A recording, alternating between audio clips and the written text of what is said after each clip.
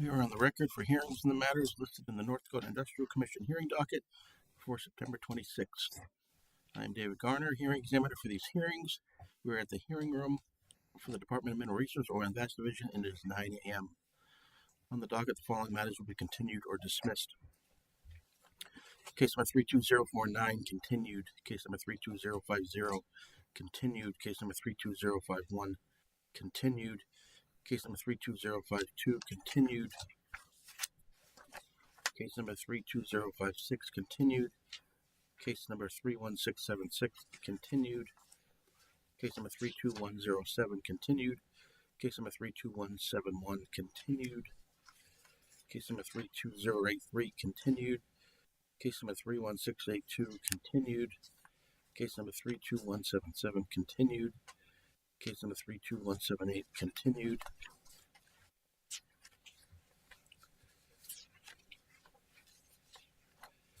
Case number 32053, continued.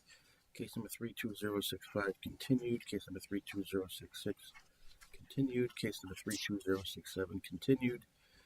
Case number 32069, continued. Case number 32070, continued. Case number 31478, continued.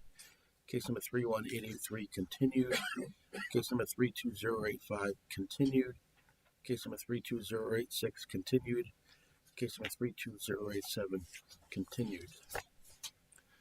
The administrative docket starts on page 4 with case number 32083 and goes through case number 32087 on the supplement. These cases will be heard in the next room with Michael Zish. Audio recordings of the cases of the administrative docket will be placed on the Oil and Gas website by the end of the week. If you wish to appear in one of the matters in the administrative docket, please appear in the next room. If there is opposition to the matter, it will be brought back into this hearing room to be heard, and your statements and evidence will be taken. We're actually going to jump ahead in the docket at the outset and begin with case number 32175.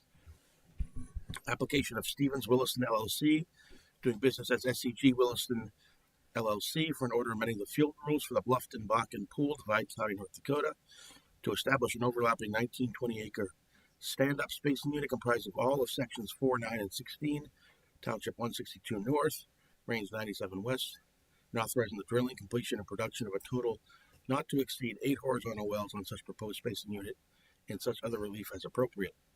All interested parties, please come forward. Brent Chicken, Steptoe and Johnson PLLC, 617th Street, Suite 2300, South, Denver, Colorado, 80202, on behalf of Stevens Williston LLC, DBA SCG Williston LLC. And you have 3 witnesses? Yes. Our witnesses today are Stan Williams. Sitting to my right is the VP Land of Stevens, and on the on the phone is Tyler Grote, our marketing director and senior reservoir engineer for Stevens, and David Williamson, who is Stevens' geology consultant. He is president of Bedrock Geology. Mr. Williams, please raise your right hand. Do you solemnly swear or affirm under the penalties of perjury the testimony you're about to give in this matter will be true and correct to the best of your knowledge and belief? I do. You want to swear in our other guys, or do it? Nope, just you can go one at a time. Okay, great.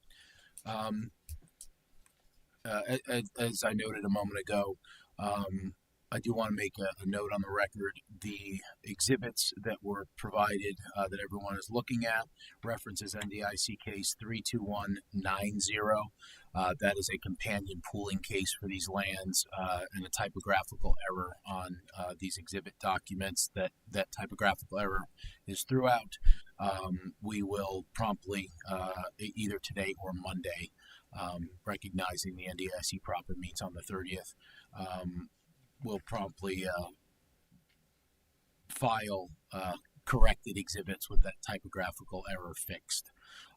But the substance is the same for today for the spacing. That shouldn't be changed. It literally needs to say 32175 instead of 32190. So apologies for that, everyone. With that, I will call my first witness, Mr. Stan Williams. Mr. Williams, please state your full name, title with Stevens for the record. My name is Stanley Williams II. I'm the Vice President of Land for SCG Williston LLC. Okay. And have you testified before the commission on land factual matters in the past? I have. Okay. Subject to any further information folks would want to ask Mr. Williams, I'm happy to proceed. Do you want to offer him as an expert? No. Just a fact witness. I just didn't know if anybody wanted any background or anything. If not, I'll move on. Okay, you can proceed. Great. We'll move the first to Exhibit L1, which is a regional map. Mr. Williams, if you could please describe what's depicted on Exhibit L1. Yeah, Exhibit L1 is a regional map. Excuse me. Shows the three subject sections, sections 4, 9, and 16 in Township 162 North, Range 97 West. Those are the subject sections for our application. It's just regionally showing the location of those lands with respect to nearby townships there in Divide County, North Dakota. Okay, thank you. We'll move on then to Exhibit L2, which is an ownership exhibit. If you can please describe what is depicted on Exhibit L2. Yes, Exhibit L2 shows the same three section lands being the subject of our spacing application. It also identifies our current working interest within that subject unit at 94.84%. So we've got the vast majority under current leasehold rights within those sections. The others, unleased portion is the 5.16%, showing the remainder of the unit there. Okay. We'll move on to Exhibit L3. Showing the little bit broader field map. If you could please describe what is depicted on Exhibit L3. Yeah, Exhibit L3 is a map of the Bluffton Field, which encompasses the most of Township 162 North, 97 West, except for sections 30 and 31 down in the southwest quarter. It also highlights sections 4, 9, and 16, again, the subject lands for our spacing application, and references our working interest at the 94.84%. You'll also notice the sticks representing other wells within the Bluffton field map and other fields to the extent they're displayed on the map there. Okay, and this just depicts the horizontal wells, correct? There are some spots for some verticals, but predominantly horizontal wells, yes. Okay, thank you. Moving on to Exhibit L4. Plans for development of the subject lands. If you could please describe what's depicted on there. So this Exhibit 4 zooms in on the subject 3 sections and shows the prospective full development of the unit, with 4 Bakken wells and 4 Three Forks wells being drilled from 2 different pad locations on the southern boundary of the prospective unit. It also notes the setback requirements of 150 feet from the south line and 150 feet from the north line, representing the setbacks for the take points on the prospective wells. Okay, and this also, in those 8 wells depicted, also show at least the, as of right now, planned formations for those wells as well, correct? Correct, for the inner spacing application with the infill of 8 total wells. I have no, well, actually, do you believe the relief sought in this application will protect relative rights, prevent waste, maximize recovery, and minimize impacts? I do. And were exhibits L1 through L4 prepared by you or under your supervision, direction, and control? They were. Okay. I'll wait till the end to request to admit exhibits. I have no further questions for Mr. Williams. Any questions from the staff?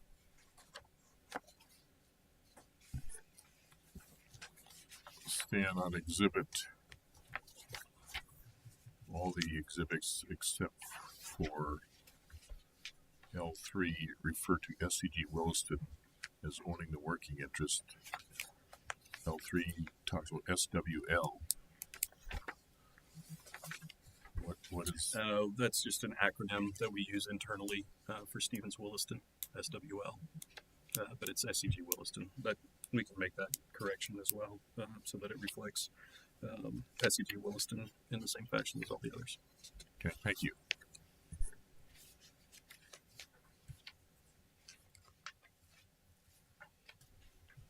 Mr. Williamson, Yes, do you solemnly swear or affirm under the penalties of perjury the testimony you're about to give in this matter will be true and correct to the best of your knowledge and belief?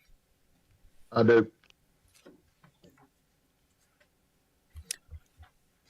Mr. Wellston, if you could please state your full name and relationship to both Bedrock Geology and SEG Williston for purposes of the record, please.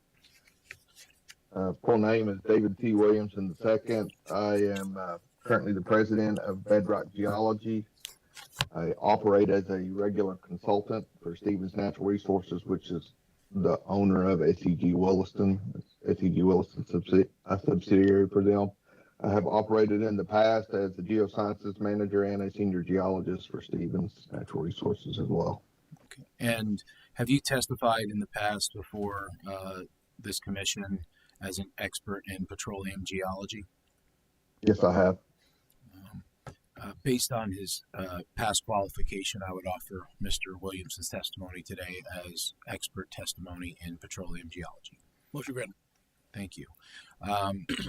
Mr. Williamson, we're going to go to Exhibit G1, which is our A to A prime structure map. If you could please describe what is depicted on Exhibit G1.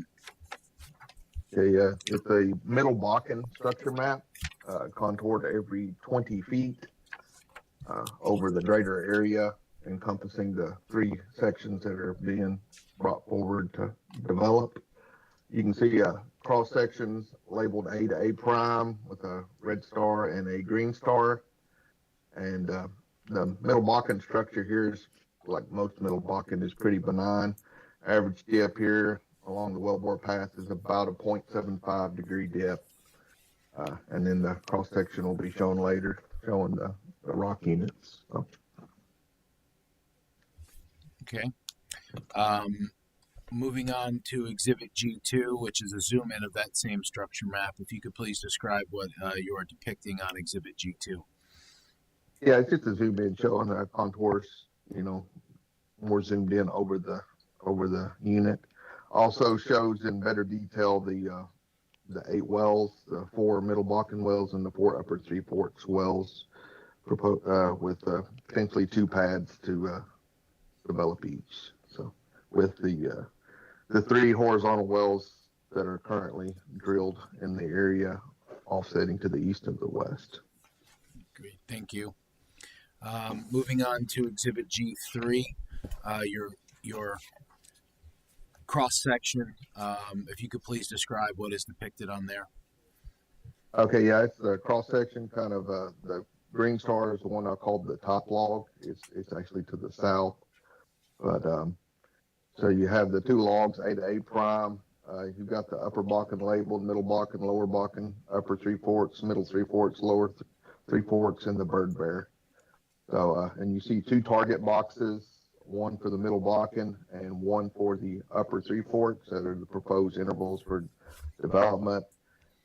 Res pay stats I labeled on here that, the average for the upper Bakken through the upper Three Forks, so if you include the whole petroleum system of the shales, the middle Bakken, and the upper Three Forks, kind of averages 121 feet thick there. Porosity's slightly less than 6%. Average water saturation is 39%. And your OAP per 1920 DSU is, as the B sub 004, is 46 million barrels. And then just for completeness sake, I put just for the middle Bakken, so it's 64 feet, and average is 5.6%. Water saturation is 50, and the OAP just for the middle Bakken is 19 million barrels for the 1920. So. Okay, thank you. And based on the exhibits you've just presented and the various thicknesses, porosities, etc., do you believe that the relief sought in this application for a 1,920 acre stand-up spacing unit for up to 8 wells will protect correlative rights, prevent waste, maximize resource recovery, and minimize impacts? I do.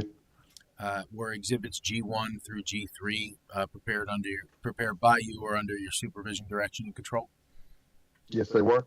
I have no further questions for Mr. Williamson. Any questions from the staff?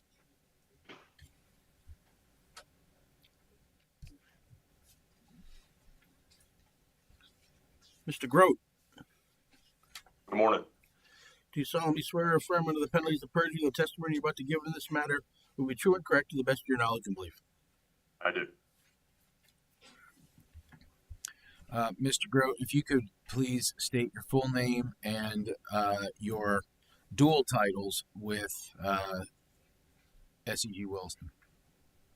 Yes, good morning. My name is Tyler Grody. I'm the marketing director and senior reservoir engineer for SEG Williston LLC, doing business at 1780 Hughes Landing Boulevard, Suite 300, The Woodlands, Texas 77380.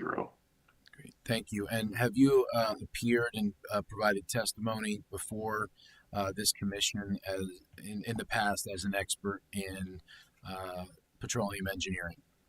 I have not. Can you please describe your educational and experiential background with respect to petroleum engineering? Yes, so I have a civil engineering degree from University of Texas and also a Master of Business Administration from the University of Texas. I'm also a registered professional engineer in the state of Texas. So I had 5 years of engineering and design experience outside of the oil and gas industry, starting in 2009. In 2014, I shifted to oil and gas. The following 8 years were commercial midstream and upstream marketing roles with various midstream and upstream operators in just about every basin across the U.S., including the Bakken. In 2022, I shifted into a technical role as a senior reservoir and development engineer at a large independent. It's mainly focused on the Oklahoma Anadarko Basin, but also supported Bakken and Uinta development. In 2024, I joined Stevens in the hybrid role, senior reservoir engineer and marketing director, and I continue in that hybrid role today. Okay, and so based on his education and experience background, I would like to offer Mr. Grody's testimony today as expert testimony in petroleum engineering, subject to any further voir dire. Motion granted. Thank you.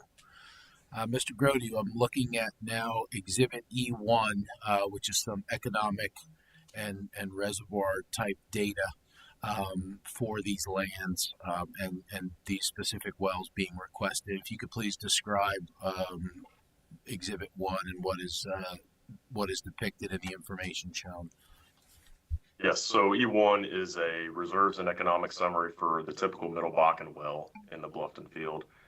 We're showing a thickness of 77 feet for the productive interval. It does include the Middle Bakken plus partial from the upper and lower shales. We've got a weighted average porosity of 5%, oil saturation of 59%, resulting in for the 1920 acre unit, about 26 million barrels in place. We expect an EUR of 533,000 barrels, which results in a recovery factor of 2% per well. We've got our initial GOR of 1,100 based on the offsets in the area. We have a approximate well cost of $9.4 million for the 15K wells. We've got the variable and fixed expenses broken out as shown, resulting 18% rate of return and about a 4-year payout with a 100% working interest, 80% NRI estimate, and a flat deck of 65 barrels of oil, 65 barrels, and 350 per MCF for gas. Okay, thank you. Going to Exhibit E2, which is economic data for the Three Forks wells. If you could please discuss what's depicted on Exhibit E2. Yes, so very similar slide just for the Three Forks, also in the Bluffton field. Got a thickness of 29 feet for the productive interval. Does include partial contribution from the lower Bakken shale. 6% average porosity, 76% oil saturation, about 14 million barrels in place. Same EUR, about a 3.9% recovery factor per well for the Three Forks. Exact same economic summary as the Middle Bakken, 18% rate of return and about a 4-year payout. Okay, and this too is based on 100% working interest, 80% NRI, $65 barrel per oil price, and $3.50 per MCF gas price. That's correct, yes. Great, thank you. Moving on to Exhibit E3, which is our wellbore schematic diagram. If you could please describe what this depicts in terms of the SCG's planned wells. Yeah, so this is a typical 3-mile wellbore diagram for both the Middle Bakken and Three Forks. For the Middle Bakken, we will target the Middle Bakken, also land in the Middle Bakken. We'll complete the well with approximately 60 stages.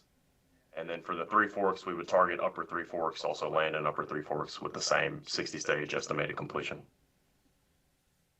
Okay. And lastly, I will ask you to please discuss SEG's gas capture plan and your role as marketing director for SEG in terms of gas takeaway and gas capture. Yes, so we have discussed type curves and production profiles for an anticipated drilling program in this area with ONEOK and with others. We have traded paper with ONEOK and our negotiating contract. Well, we expect to have that contract in place before we drill these wells, and so we will have sufficient takeaway for the gas. Okay. Do you believe, based on your testimony and exhibits today, that the relief sought in the application in this case is going to protect relative rights, prevent waste, maximize resource recovery, and minimize impacts? Yes, I do. Were exhibits E1 to E3 prepared by you or under your supervision, direction, and control? Yes, they were. I have no further questions for this witness. You want to offer the exhibits now? What's that? You want to offer the exhibits now? Yes. I would like to offer exhibits L1 through L4, G1 through G3, E1 through E3, and the gas capture affidavit, all as to be amended for the previously mentioned typo into the record. The exhibits are admitted. Any questions from the staff?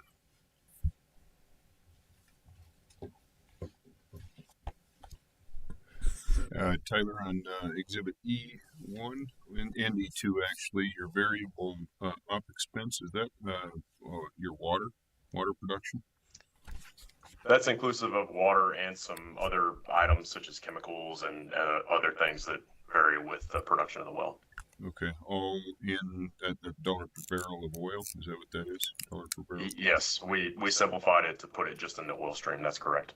Okay. For the economic purposes. Okay. And then I guess Section 21. I guess are you going to ask about Section 21? There's another case that has already been docketed, so we're good there. I'm good. Thank you.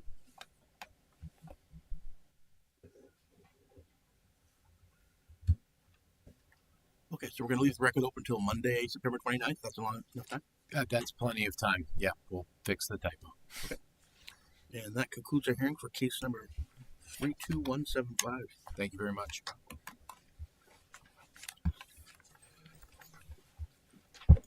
Moving back to the start of the docket, case number 32049. In the matter of a hearing called on a motion of the Commission to consider the application of Continental Resources, Inc.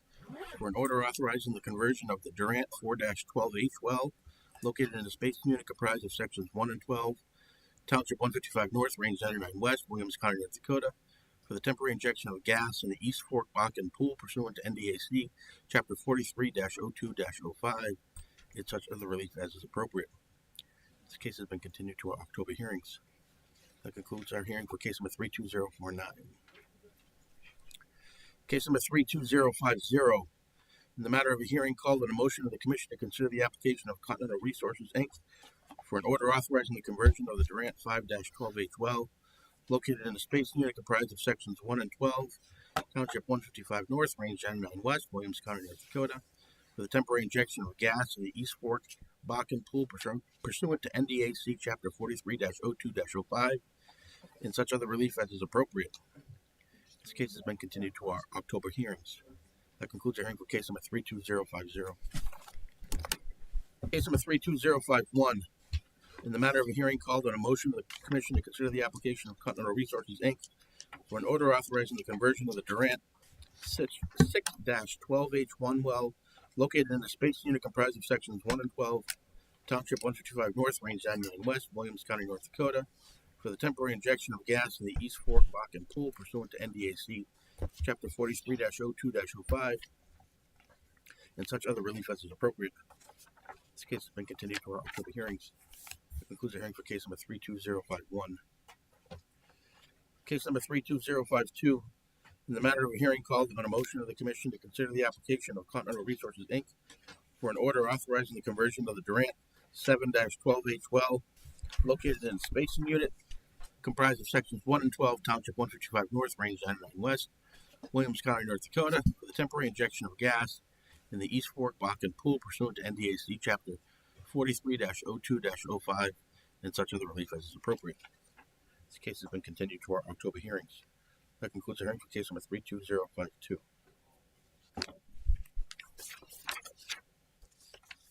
Case number 32056. Application of Continental Resources, Inc. for an order for the Stony Creek Bakken Pool and or Williston Bakken Pool, Williams County, North Dakota, as follows. 1.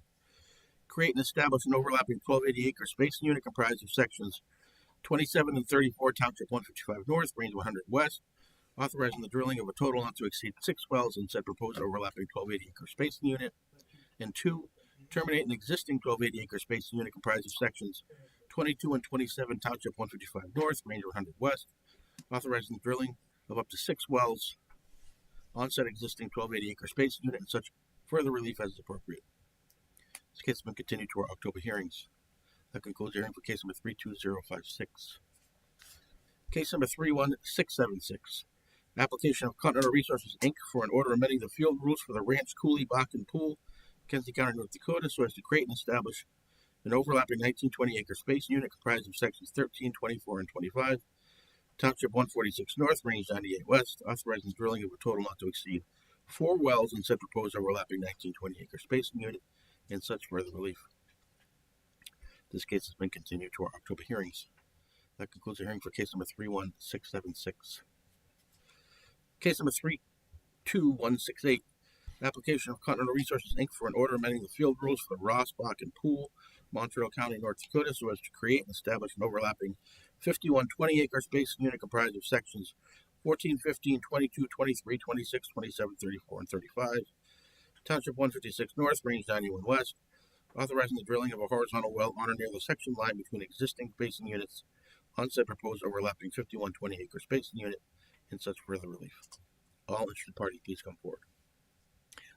Good morning, Mr. Chairman, members of the Commission staff. My name is Lawrence Bender, P.O. Box 1855, Bismarck, North Dakota, and I'm appearing in case number 32168 on behalf of Continental Resources, Inc.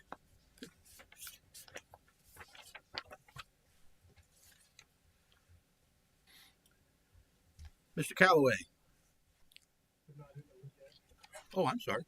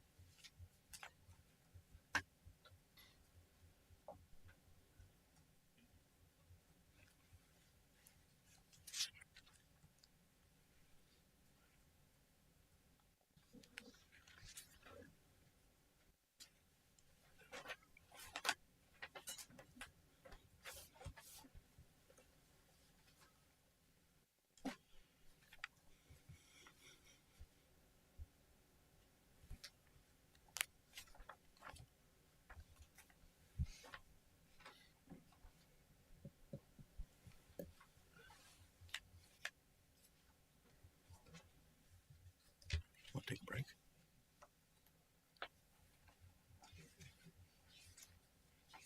Let's see, let him figure it out. Hey, Karen, you know who's keeping in touch with clients to get them on the hearing?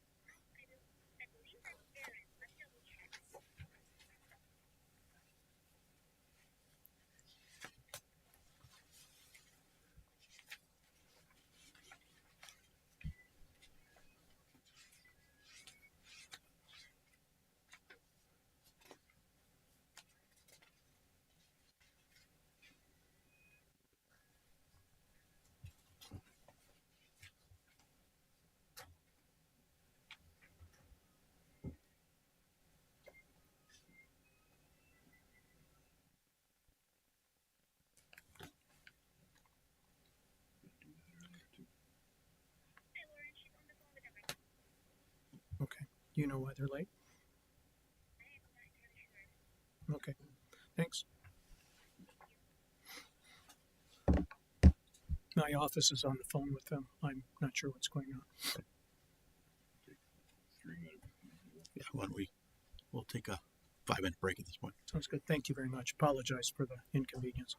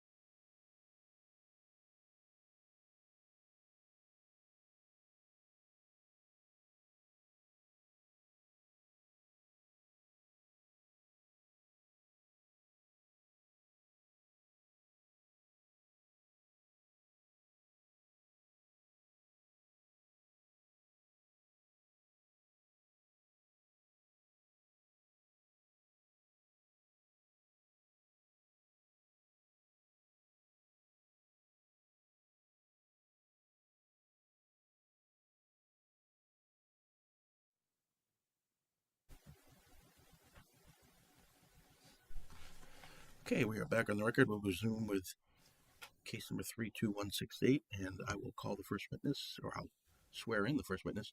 Mr. Calloway, Yes. do you solemnly swear or affirm under the penalties of perjury the testimony you're about to give in this matter will be true and correct to the best of your knowledge and belief? Yes, I do.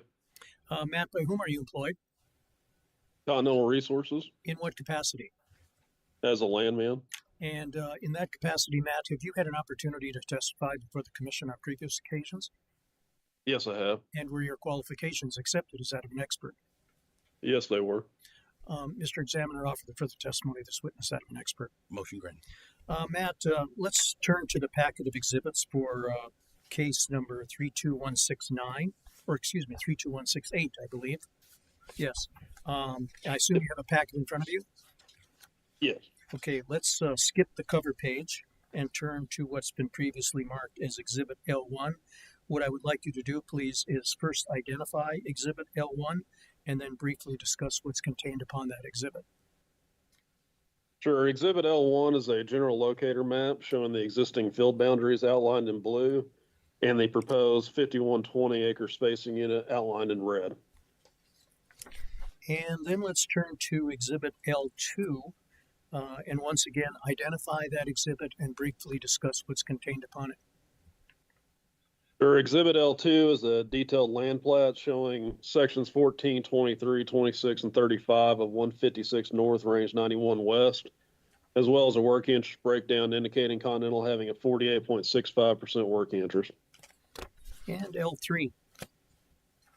L3 is a land plat of sections 15 and 22 of 156 North, Range 91 West, as well as a working interest breakdown indicating Continental having a 3.48% working interest. And L4. L4 is a land plat of sections 27 and 34 of 156 North, 91 West, as well as a working interest breakdown indicating Continental having a 27.8% working interest. And then finally, Exhibit L5. L5 is a land plat of sections 14, 15, 22, 23, 26, 27, 34, and 35 of 156 North, 91 West, as well as a working interest breakdown indicating Continental having a 32.14% working interest. And because Continental owns less than a majority interest in the proposed spacing unit, will Continental Resources have discussions with other working interest owners to determine who should be the operator of this proposed unit in the event that the commission grants the request? Yes, we will. No further questions of the land witness. Any questions from the staff?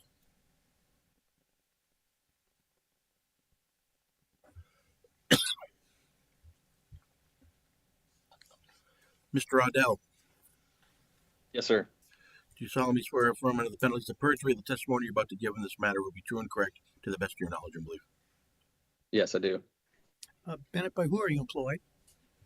Continental Resources, In what capacity? geologist. And in that capacity, have you had an opportunity to testify before the commission on previous occasions?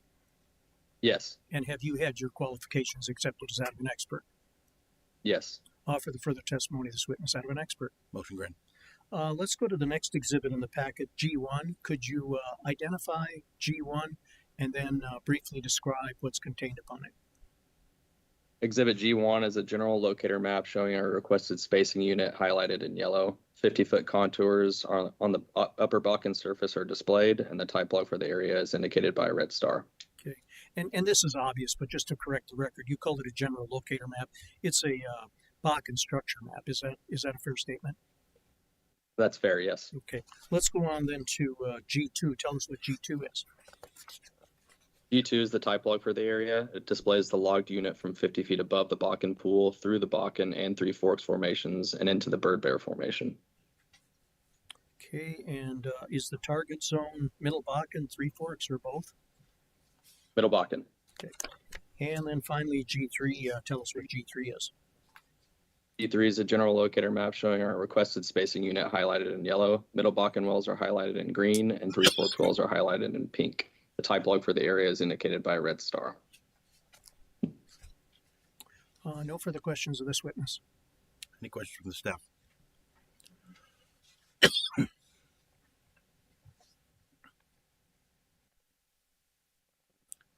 Mr. McCarley, Yes, sir. Do you solemnly swear or affirm under the penalties of perjury that testimony you're about to give in this matter will be true and correct to the best of your knowledge and belief? Yes, I do. Jacob, by whom are you employed? Continental Resources. In what capacity? Engineer. And in that capacity, have you had an opportunity to testify before the commission on previous occasions? No, I have not. What I'd like you to do, Jacob, is briefly highlight for the examiner and the commission staff your educational background and work experience.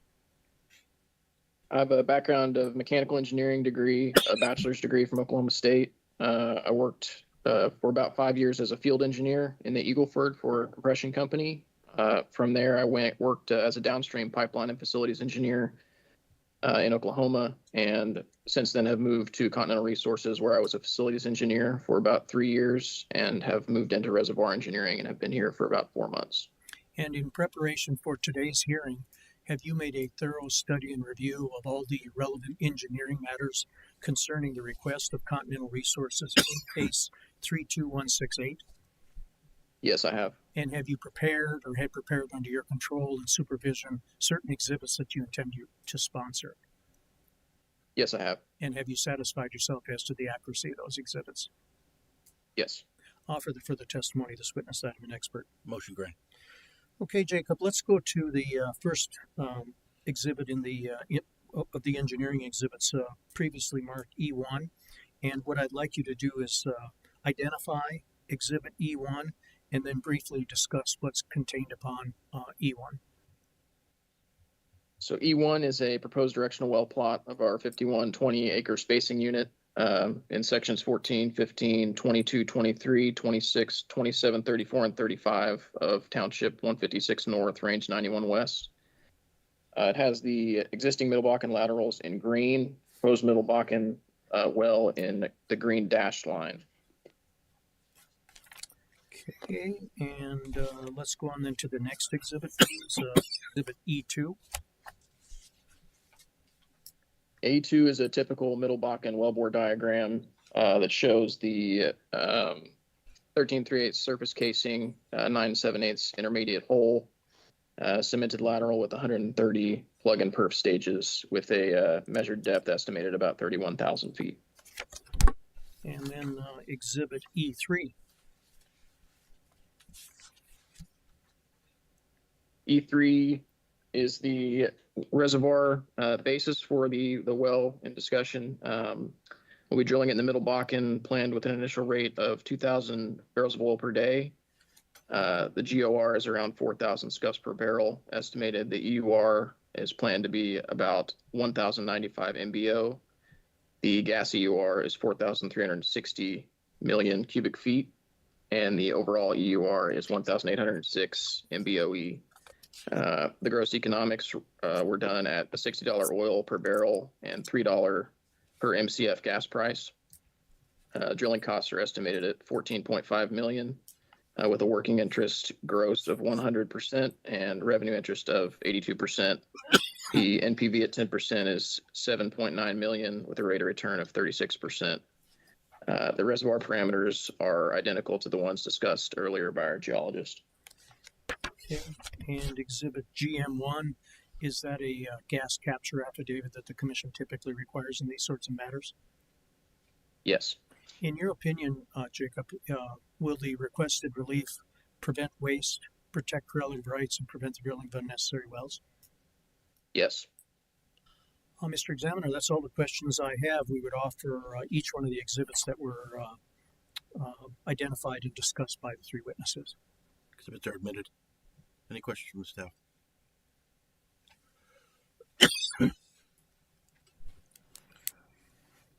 Jacob, on exhibit E1, first question I'll ask is what's your proposed spud date? March Of 2026? of 2026, yes, sir. Sorry. And it appears that this will be drilled from a pad that's currently built, is that correct? No, this will be from a new pad. Where's that proposed to be located at? It's on the southwest corner of section 35. There's a well already depicted there. I guess why isn't Continental using that same pad? Is it not able to be expanded, or is there a reason for that?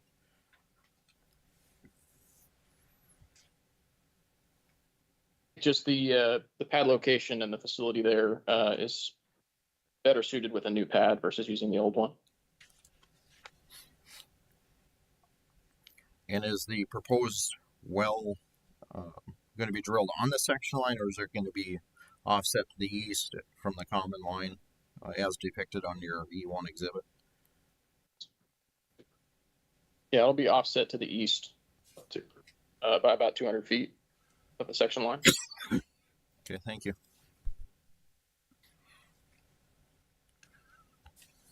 Jacob, the 3 of the 4 1280s that are included in this 5120 have wells on them operated by Hess. Is that right? That's correct. But they're also stand-up 2560s. Is that correct? Yes, that's correct.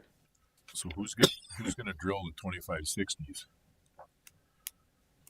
This is Matthew Calloway, the land witness. So we've had discussions with Hess. We'll be drilling the unit that's 14, 23, 26, and 35. There's that stand-up 2560. Hess will be drilling the one to the west, and we'll be drilling the section line well that we're discussing today. Okay, thank you. Matt, the section line well that we're discussing today, is that going to be drilled in conjunction with the rest of the 2560 development? Yes, sir, it is. Okay, thank you.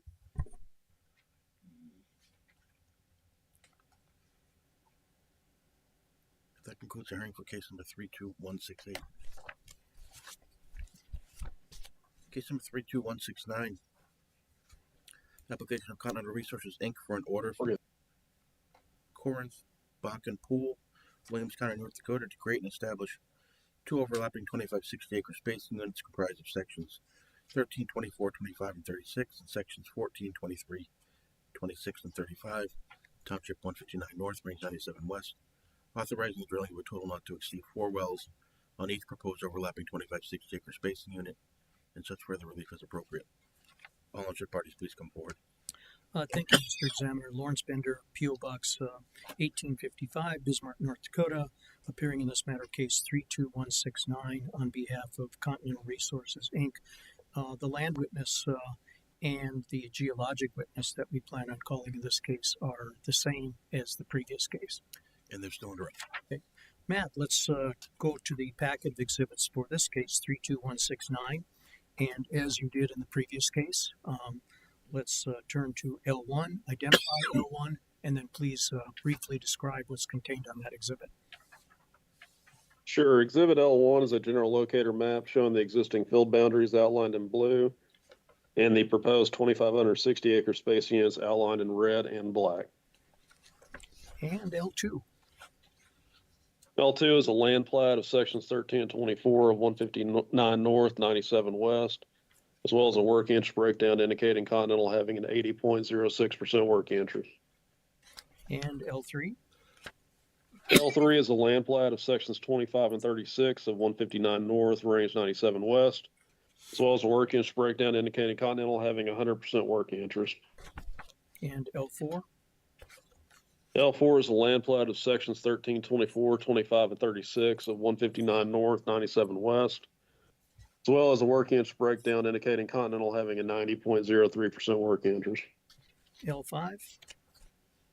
L5 is a land plat of sections 14 and 23 of 159 North, 97 West, as well as a work interest breakdown indicating Continental having a 94.94% work interest. And L6? L6 is a land plat of sections 26 and 35 of 159 North, 97 West, as well as a work interest breakdown indicating Continental having an 87.72% work interest. L7?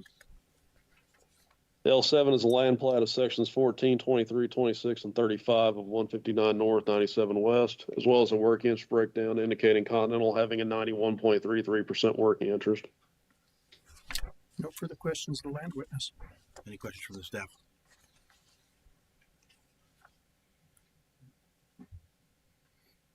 You can proceed. Bennett, G1. G1 is a structure map showing our requested spacing unit highlighted in yellow. 50-foot contours on the upper Balkan surface are displayed. The type log for the area is indicated by a red star. And G2. G2 is the type log for the area. It displays the logged unit from 50 feet above the Balkan pool, through the Balkan and Three Forks formations, and into the Bird Bear formation. Okay, and G3. G3 is a general locator map showing our requested spacing unit highlighted in yellow. Middle Balkan wells are highlighted in green. Three Forks wells are highlighted in pink, and the type log for the area is indicated by a red star. And it shows the various wells that have been drilled in the area and their spacing. Is that correct? I'm sorry, I couldn't hear you. I said it shows the general development in that area as well, in addition to what is being proposed by Continental Resources here today. Correct. Okay. No further questions of the geologic witness. Any questions from the staff?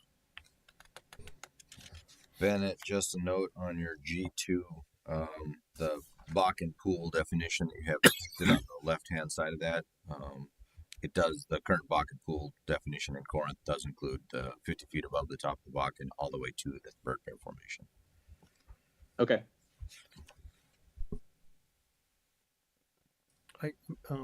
Excuse me, Mr. Suggs, I'm not sure. Are you suggesting there's something wrong on this exhibit, or? Yeah, the G2, he's got a Corinth field depicted on the left-hand side of the black bar. It doesn't include the whole pool definition. I don't need a revision. I just wanted to make sure he was aware of it. Okay, I see that. I know there's several definitions. This is, I would call this an old definition. It's the older or classic old pool, but the current definition is 50 to Bird Bear. Okay, thank you for pointing that out. Thank you. Ms. George, Sir, do you solemnly swear or affirm under the penalties of perjury the testimony you're about to give in this matter will be true and correct to the best of your knowledge and belief?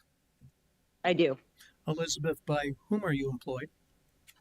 Continental Resources, In what capacity? reservoir engineer. And in that capacity, you testified before the commission previously? Yes. Had your qualification accepted as that of an expert? Yes. I'd offer the further testimony this witness that of an expert. Motion granted. Elizabeth, let's go to the next exhibit in the packet. It's been previously marked E1. What I'd like you to do is identify exhibit E1 and then briefly discuss or describe what's contained upon that exhibit. Exhibit E1 is a proposed directional well plot for a 2560 acre spacing unit in sections 14, 23, 26, and 35 and 159 north, 97 west, depicting 4 proposed middle Bakken laterals in the 2560 acre spacing unit. Okay, and exhibit E2. E2 is a proposed directional well plot for a 2560, sorry, there's an error there, 2560 acre spacing in sections 13, 24, 35, and 36 and 159 north, 97 west, depicting 4 proposed middle Bakken laterals in the 2560 acre spacing unit. And E3. Exhibit E3 is a typical middle Bakken wellbore diagram showing an estimated measured depth of 31,000 feet in a cemented lateral with approximately 130 plug and perf stages. And then E4. E4 are the gross economics for the wells in the 2560 acre spacing units. It's a proposed middle Bakken well with an initial rate of 1,000 barrels per day, decline rate of 55% at a 1.01 B factor, approximately 2,300 GOR with an oil EUR of 690,000 barrels, 1.5 BCF of gas EUR, and a BOE EUR of 956,000. The gross economics at $60 oil and $3 gas represent a 30% rate of return and a payout of 5.6 years. At a gross completed well cost of $13.3 million. And then the reservoir parameters at the bottom are also represented in the geologic exhibit. And GM1, is that a gas capture affidavit that the commission typically requires in these sorts of matters? Yes. Mr. Examiner, no further excuse me, I do have a couple more questions. In your opinion, Elizabeth, will the requested relief prevent waste, protect relative rights, and prevent the drilling of unnecessary wells? Yes. Now, no further questions. Offer the exhibits. Exhibits are admitted. Any questions from the staff?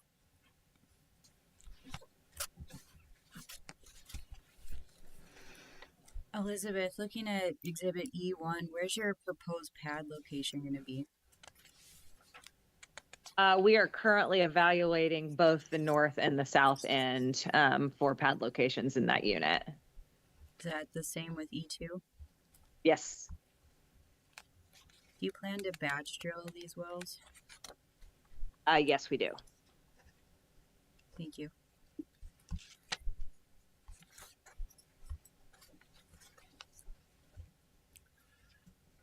That concludes our hearing for case number 32169. Thank you all. Thank you. Case number 32170. Application of Continental Resources, Inc. for an order for the Fraser Bakken Pool, Divide County, North Dakota, to create and establish two overlapping 2560 acre spacing units comprised of sections 14, 23, 26, and 35, and sections 15, 22, 27, and 34, Township 161 North, Range 97 West, authorizing the drilling of a total not to exceed 3 wells on each proposed overlapping 2560 acre spacing unit, and such further relief as appropriate. This case has been continued to our October hearings. That concludes our hearing for case number 32170. Case number 32171. Application of Continental Resources, Inc. for an order for the Hanson Bakken Pool and/or South Meadow Bakken Pool, Williams County, North Dakota, to create and establish two overlapping 2560 acre spacing units comprised of sections 6, 7, 18, and 19, Township 151-9 North, Range 96 West, and sections 30 and 31, Township 159 North, Range 96 West, and sections 6 and 7, Township 158 North, Range 96 West, authorizing the drilling of a total not to exceed 5 wells on each proposed overlapping 2560 acre spacing unit, and such further relief as appropriate. This case has been continued to our October hearings. That concludes the hearing for case number 32171. I apologize. I need to take a 5-minute break. I need to get some water. I'm sorry. I'm sorry. I need to take a 5-minute break. I have to get some water. Okay. Did you all hear?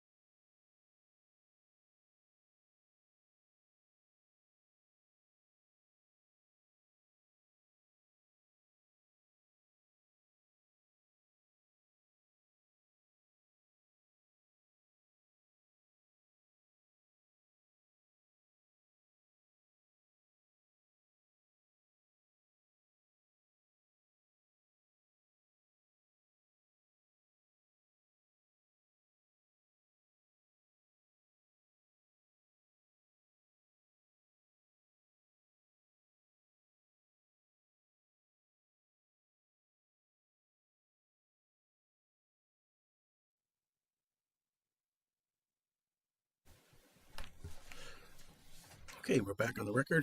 We'll resume with case number 32172, application of Hunt Oil Company for an order of the commission amending the fuel rules for the Stanley Bakken Pool and or partial Bakken Pool, Montreal County, North Dakota, to create and establish an overlapping 1920 acre spacing unit comprised of sections 20, 29, and 32, Township 155 North, Range 89 West, authorizing the drilling of a total not to exceed 4 wells on said proposed overlapping 1920 acre spacing unit and such further relief. All interested parties, please come forward. Thank you, Mr. Examiner. Lawrence Bender, P.O. Box 1855, Bismarck, and I'm appearing in this matter, case number 32172, on behalf of Hunt Oil Company. Mr. Harkins, Yes, sir. do you solemnly swear or affirm under the penalties of perjury the testimony you're about to give in this matter will be true and correct to the best of your knowledge and belief? Yes. Ryan, we're having trouble hearing you. You'll either have to speak up a bit or get closer to the mic. Yeah. Can y'all hear us? It's still very faint. Is the mic in here? It's on the ceiling. Can you hear me okay? Yes. Okay. Good. It's just you. I'll speak up. Okay. Thank you very much. Ryan, by whom are you employed? Hunt Oil Company, In what capacity? landman. And in that capacity, have you testified before the commission previously? Yes. Had your qualification accepted as that of an expert? Yes. And offer the further testimony of this witness that of an expert. Motion granted. Ryan, let's turn to the packet of exhibits for this case 32172. And I'm going to direct your attention first to exhibit number 1. And what I would like you to do is identify exhibit number 1 and then briefly describe what's contained upon that exhibit. It's Exhibit 1 is a regional location map showing the Stanley Field and partial field highlighted in red. Okay, and that's in Montreal County, North Dakota, is that correct? Correct. Okay, let's go then to exhibit 2. Once again, identify and briefly discuss what's contained upon it. Exhibit 2 shows the proposed 1920 acre spacing unit outlined in red dash, consisting of sections 20, 29, 32 of 155-89. And Hunt's working interest in the proposed 1920 is 58%. And then, of course, it also includes the underlying working interest in the section 20 and 29 and 32. Is that correct? That's correct. No further questions of the land witness. Any questions from the staff? Ryan, section 24, 150, 590, and sections 19 and 20, 155, 89 are currently a laydown 1920. That's correct. So what's going to happen to that laydown 1920? So we did speak with the operator of that unit. They do not have any plans to develop that unit and have backed Hunt to develop this proposed 1920, which is includes section 20. Can you submit something along summarizing that for the record? We can. Okay, thank you. Let me clarify. I mean, we have sworn testimony. Are you looking for something from the the operator of that well, or tell us what you want, please? Well, I don't know what their discussions were, if they were email discussions or whatever, but something that indicates that Phoenix is aware of this and has no problem with dissolving that spacing unit. Something more than sworn testimony, which you have here today. Correct. Okay.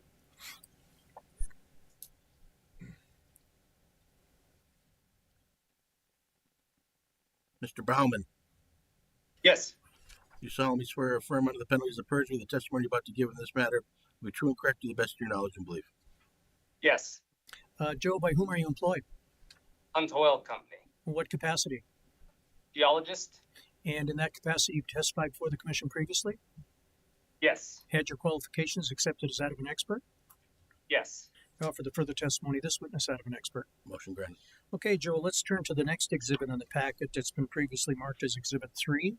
What I would like you to do, please, is identify Exhibit 3 and then briefly discuss what's contained upon it. Exhibit 3 is a structure map on top of the Bakken Formation over Stanley in partial fields.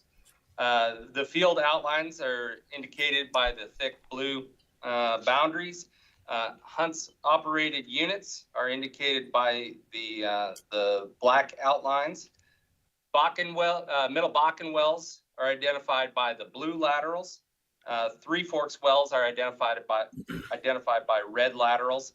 Structure contours here are in 50-foot subsea contour intervals, and the proposed 1920 acre unit is identified by the red shading, and the type log that we'll use is indicated there by the red circle. Exhibit 4. Exhibit 4 is the type log that was referenced in the previous exhibit. In track 1 is gamma ray. Track 2 are porosity logs. Track 3 are resistivity logs. The upper and lower Bakken shales are indicated by the gray shading, with the middle Bakken being shaded yellow. That will be our target reservoir. The top and base of the Bakken pool for partial Bakken pool and Stanley Bakken pool are defined as 50 feet above the top of the Bakken, down to the top of the Bird Bear Formation. Those are indicated by the bold black dashed lines across there. And this log is from partial field, although I'll note that for Stanley Field, formation thickness, depths, and log character are very similar between the two of them.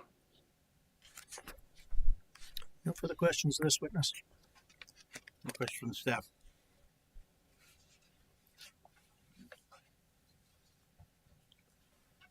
Mr. Goff, Yes, sir. do you solemnly swear or affirm under the penalties of perjury the testimony you're about to give in this matter will be true and correct to the best of your knowledge and belief? I do. Zach, by whom are you employed? Hunt Oil Company. In what capacity? As a reservoir engineer. And in that capacity, have you testified before the commission previously? Yes, I have. Had your qualifications accepted as that of an expert? Yes. Mr. Examiner, offer the further testimony of this witness that of an expert. Motion granted.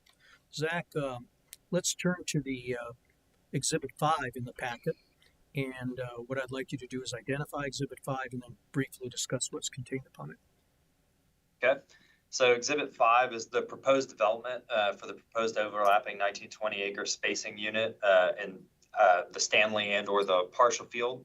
The unit in questions outlined in the dashed red line with the proposed inventory in solid red lines with yellow highlights. The underlying existing 1280 acre unit is in green, and the existing Hunt operated well bores are in black. Okay, and let's go to Exhibit 6. So exhibits are. No, we didn't say anything, so. Okay. Exhibit 6 is a typical Middle Bakken wellbore schematic consisting of 7-inch intermediate casing with a 4.5-inch production liner and subsequent frac stages there. And how many frac stages are you likely to have if this application is granted and you drill the wells? For this field area, I believe we're in the 60 to 70 stage range on 15,000 footers, if I'm not mistaken. Okay. And then let's go to Exhibit 7. As you've done with the previous exhibits, identify and then briefly discuss what's contained upon the exhibit. Yeah, so Exhibit 7 is a typical Middle Bakken parameters for the Stanley Bakken pool and or the partial Bakken pool. So for a 1920 acre development unit, you're looking at oil API gravity of about 41 degrees, 35 feet of net pay with a porosity of 7.7% and a water saturation of 26%. Leads you to an original in place of 23.8 million barrels. Estimated recoverable for these wells would be 539,000 barrels per well and 669 million cubic feet. leading to a recovery factor of about 2.3% per well. So all the economics are run at 100% working interest and 80% NRI, with realized pricing of $65 per barrel oil and $2.50 per MCF realized gas pricing. Average investment for these wells is $9.2 million, with roughly $13 million in undiscounted net revenue, $5.9 million in PV10, and a 50% rate of return. And Exhibit 8, is that a gas capture affidavit that the commission typically requires in these sorts of matters? Yes, it is. And in your opinion, will the requested relief prevent waste, protect relative rights, and prevent the drilling of unnecessary wells? Yes, it will. No further questions, Mr. Examiner. Offer the exhibits. Exhibits are admitted. Any questions from the staff? Zach, on Exhibit 5, where's your surface location proposed to be? They'll be in the south, section 32.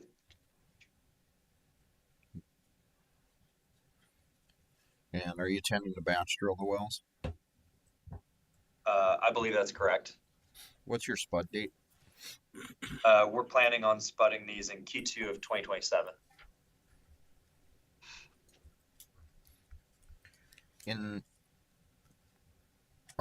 For section 20, are you intending to drill the wells, as depicted as straight, or are you intending to space them out a little bit in section 20 to catch that open area? Currently, our plans are to drill them as depicted. Okay, thank you.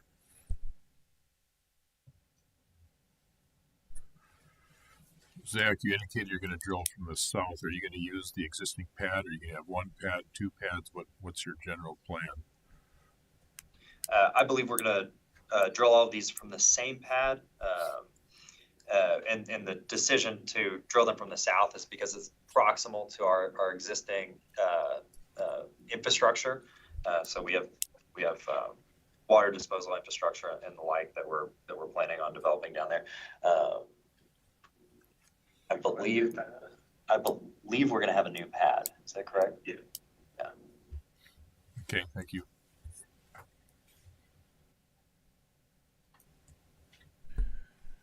On Exhibit 5, is the spacing approximately 1,070 foot between well, except for the area between the far western well and then the well right down the middle? Yes, I believe that's correct. Then is that like 2,100 foot spacing? 2,140 maybe? One moment. I do believe we have a little bit more offset on that well.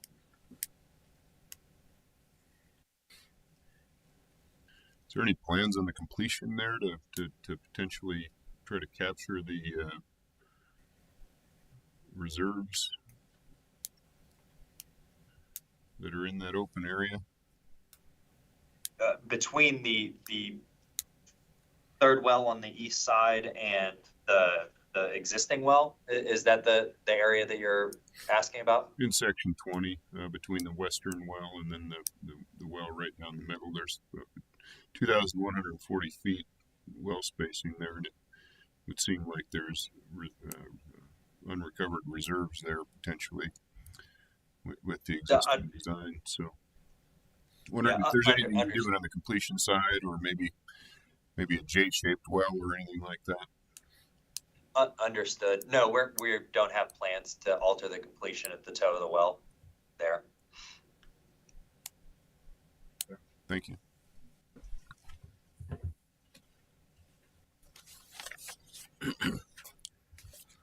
Lawrence, is October 3rd long enough to supplement? Is that our standard next week? It's Thursday? a week. Yes, that'll be sufficient. Okay. The record will remain open in this case until October 3rd. That concludes our hearing for case number 32172.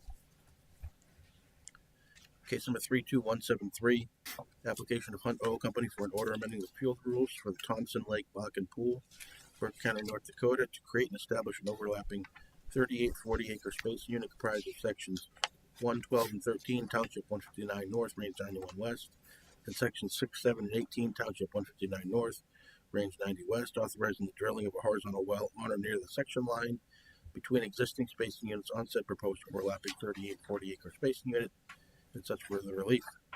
All interested parties, please come forward. Thank you, Mr. Examiner. Lawrence Bender, P.O. Box 1855, Bismarck, appearing this matter, case 32173, on behalf of Hunt Oil Company. We intend to call the same three witnesses in this case as we called in the previous case. And they're still under oath. Ryan, let's go to the packet of exhibits for each 32173. Let's go to Exhibit 1. Can you tell me what Exhibit 1 is? Yes, Exhibit 1 is a regional location map showing the Thompson Lake Field located in Burke County. Exhibit 2. Exhibit 2 shows the proposed 3840 outlined in red dash, the existing 880 acre unit highlighted in red, existing 1040 acre unit highlighted in blue, and the existing 1920 acre unit highlighted in yellow, with Hunt's working interest therein. Hunt's working interest in the proposed 3840 will be 76%. No further question. No questions. Any questions from the staff?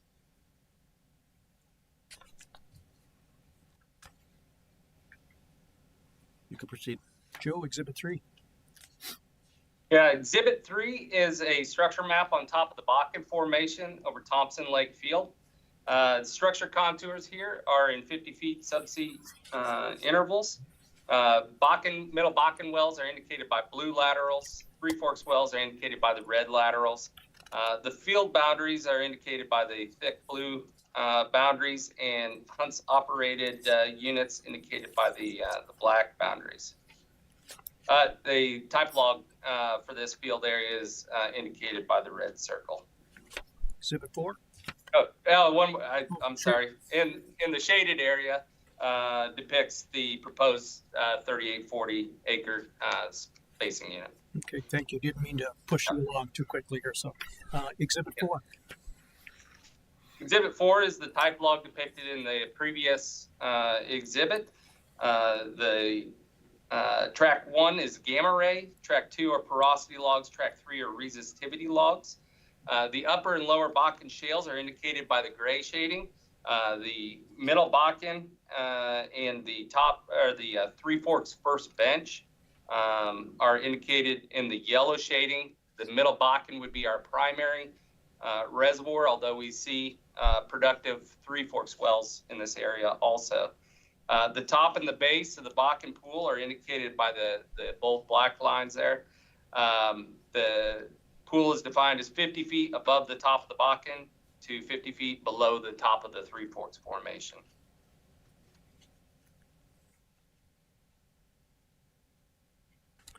No further questions. Any questions from the staff?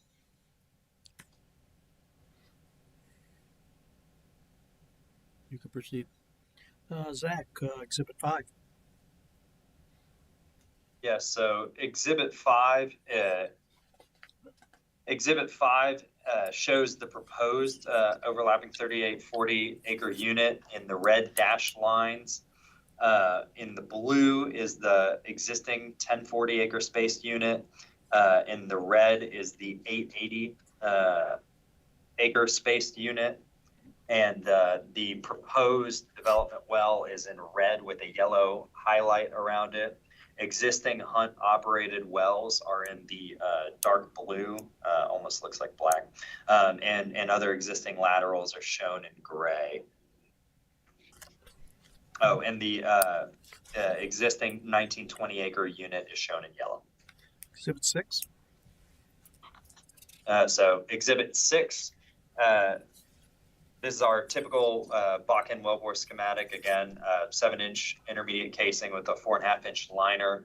And I believe we're doing roughly 90 stages for 15,000 footers in this area. Exhibit 7. Exhibit 7 is a Thompson Lake Bakken pool, typical middle Bakken reservoir parameters and economics for the proposed spacing unit. 3840 acre spacing unit, 41 API oil, net pay of 35 feet, a porosity of 7.2%, and a 46% water saturation. yields original oil in place at 32.4 million barrels. Roughly 599,000 barrel estimated recoverable oil, 817 million cubic feet of gas, yields a 1.8% recovery factor per well. And so again, all the economics are run at 100% working interest, 80% NRI, with a realized pricing of $65 per barrel oil and $2.50 per MCF realized gas. Average investment in this area is 9.2 million. Undiscounted net revenues, roughly 13 million, with a present value of 5.7 million and a 44% rate of return. And Exhibit 8, is that a gas capture affidavit that the commission typically requires in these sorts of matters? Yes, it is. In your opinion, will the requested relief prevent waste, protect relative rights, and prevent the drilling of unnecessary wells? Yes, it will. Mr. Examiner, I have no further questions. We would offer the exhibits. Since they're admitted. Any questions from the staff? Zach, on Exhibit 5, where is your pad proposed to be? It'll be on the north side. Is that going to be a new build or current pad?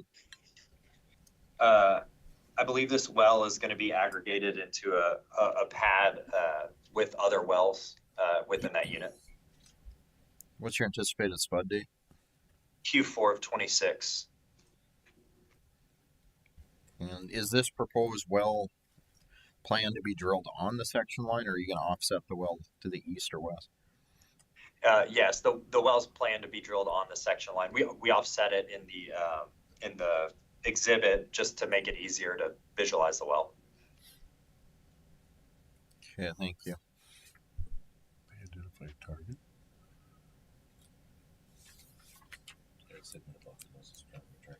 Okay.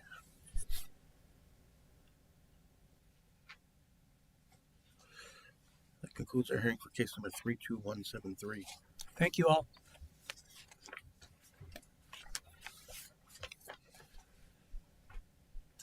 Case number 32174.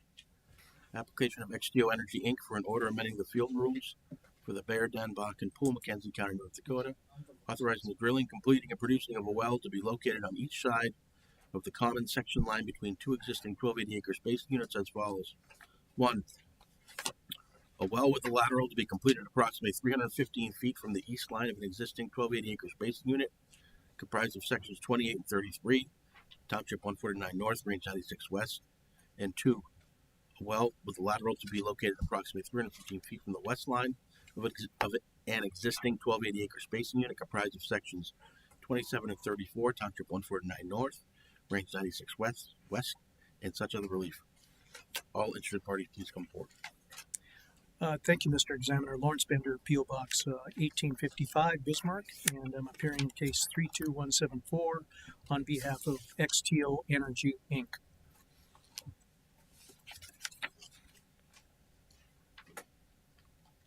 Ms. Bosworth, Yes, sir. do you solemnly swear or affirm under the penalties of perjury the testimony you're about to give in this matter will be true and correct to the best of your knowledge and belief? I do. Andrea, by whom are you employed? XTO Energy, In what capacity? Landman. And in that capacity, Andrea, have you testified before the commission previously? Yes, sir. And you've had your qualifications accepted as that of an expert? Yes, sir. We'd offer the further testimony of this witness that of an expert. Motion granted. Andrea, let's turn to the packet of exhibits per case 32174. I assume you have that packet in front of you? Yes, sir. Okay. And let's skip the cover page and let's go to exhibit number 1. And I'm going to have you identify exhibit number 1 and then briefly describe what's contained upon that exhibit. Exhibit 1 is a location map showing the Bear Den field on the border in McKenzie County, bordering Dunn County. And then let's go to exhibit 2. Can you tell us what exhibit 2 is and briefly describe what's contained on that exhibit? Exhibit 2 is showing the two underlying 1280-acre units in 14996, sections 28 and 33 and 27 and 34. XTO's working interest in sections 28 and 33 is 95.56%, and XTO's working interest in sections 27 and 34 is 59.87%. Okay, and then Exhibit 3. Exhibit 3 is showing the existing 1280 acre units and our requested location of the two mirroring wells within those two underlying 1280 acre units. Okay, and the engineering witness is going to go into a little bit further detail as for the reason for the request and the exact locations and those sorts of things. Is that correct? Yes, sir. No further questions of the land witness. Any questions from the staff?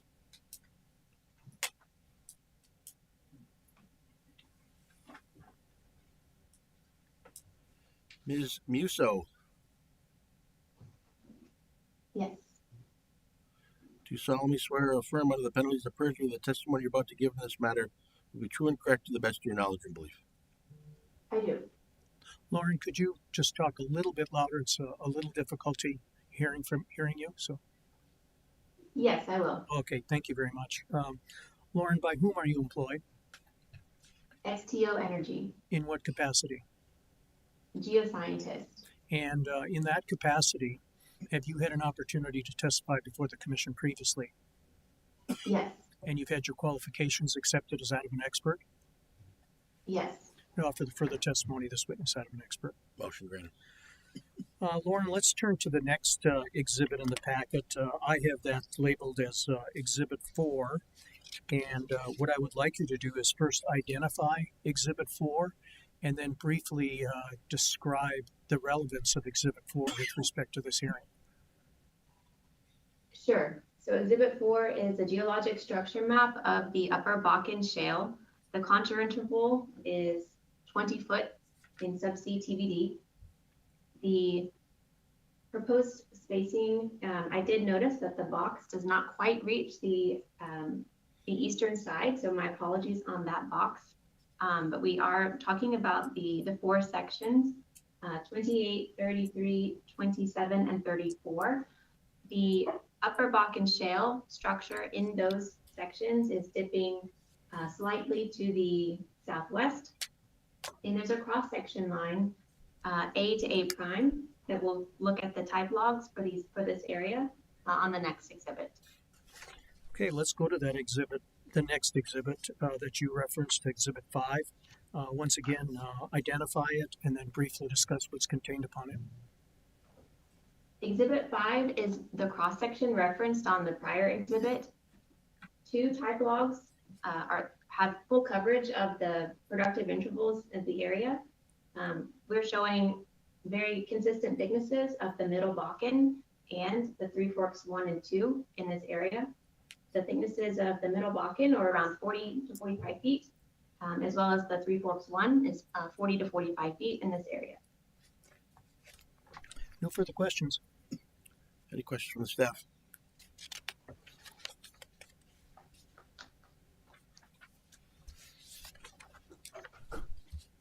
Mr. Johnston? Yes, sir. Do you solemnly swear or affirm under the penalties of perjury the testimony you're about to give in this matter will be true and correct to the best of your knowledge and belief? Yes. Kyle, by whom are you employed? ExxonMobil. In what capacity?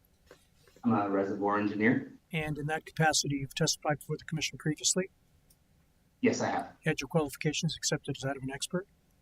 Yes, I have. Offer the further testimony of this witness that of an expert. Motion granted. Okay.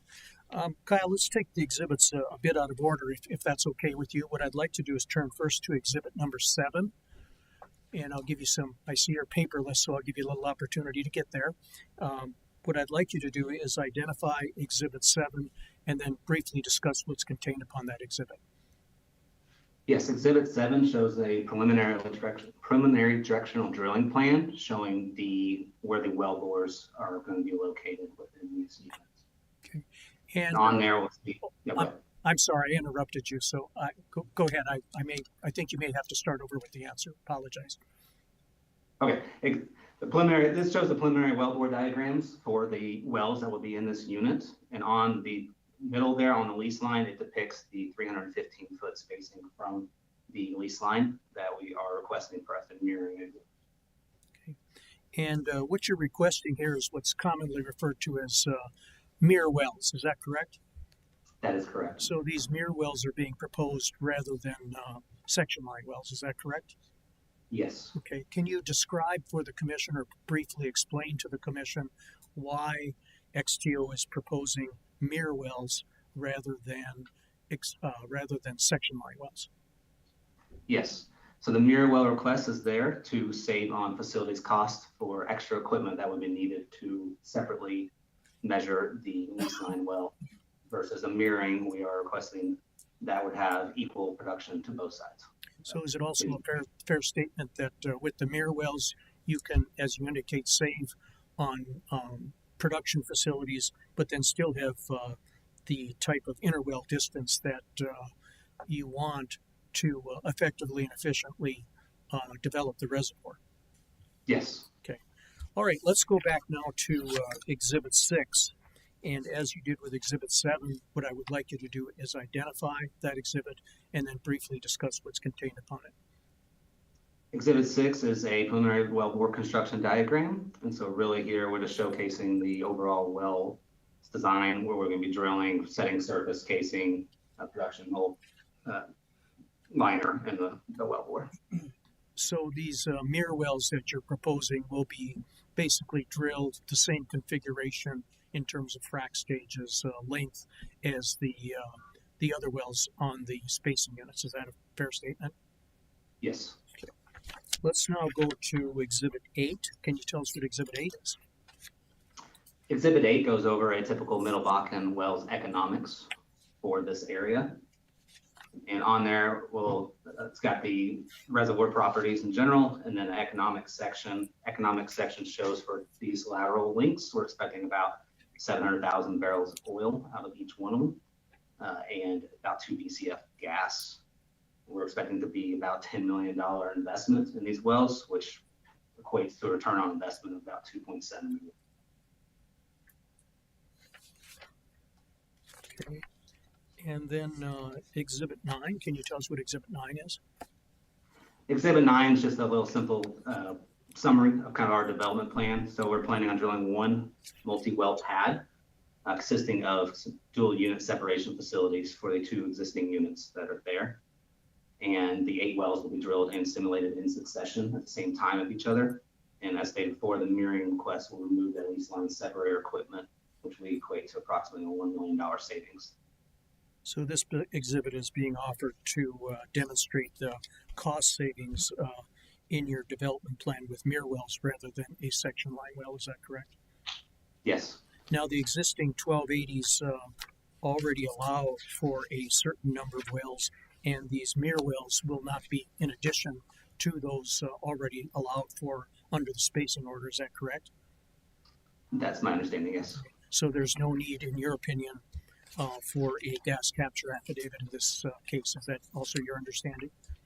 Yes. In your opinion, will the requested relief prevent waste, protect relative rights, and prevent the drilling of unnecessary wells? Yes. Mr. Examiner, it's all the questions I have. We'd offer the exhibits. Exhibits are admitted. Any questions from the staff?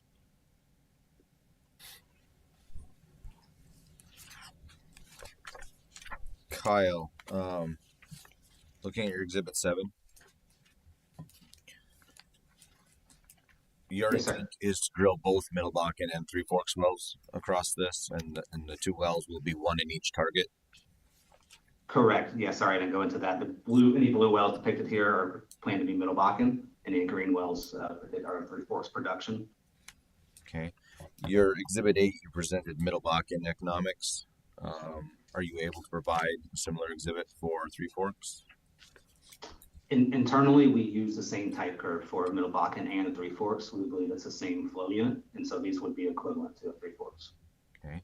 Your Middle Bakken and Three Forks existing wells in the area, do they perform pretty much on par with each other? When you look at outside of these 2 units, holistically, the wells that are some of the newer vintage wells, same completion design, especially the wells on the west, are within about a half a standard deviation of performance on a 3-year cumulative view. And so we believe this area, when you compare like for like wells, we're expecting performance to be similar across all of these wells. Okay, so just getting back to Exhibit 8, when you talked about that originally, you said it was Middle Bakken economics. Based on your answer, you would also say that those are Middle Bakken and Three Forks economics. They're equivalent. In general, yeah. So we have them all combined currently because we believe drilling the Three Forks uplifts both the Three Forks and the Middle Bakken's overall development reserves by drilling them jointly, and so we consider them the same flow unit.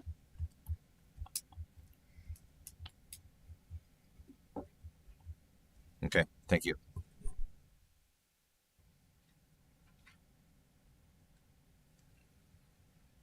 Rich. Oh. Sorry, one more couple quick questions. Just confirming what is your idealized NOL distance?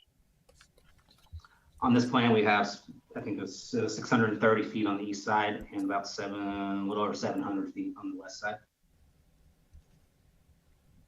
And both of those are within economic thresholds and very similar performance. And then how far do you typically try to stand off of the existing wellbores? It will vary depending on the vintage of those wellbores and how much they have produced.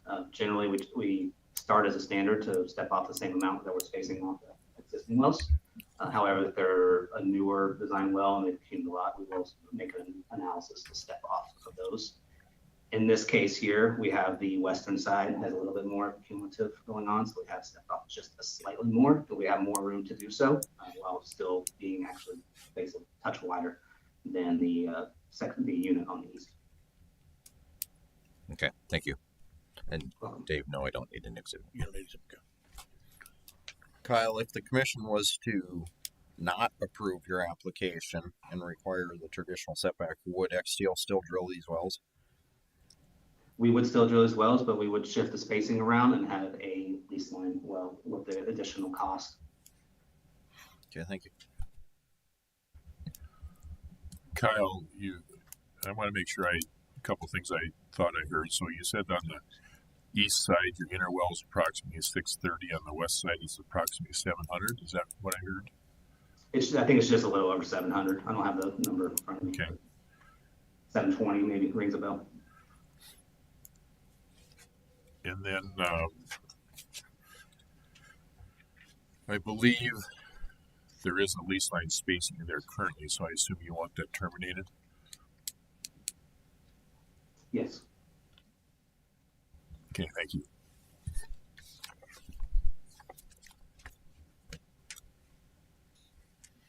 Concludes our hearing for case number 32174.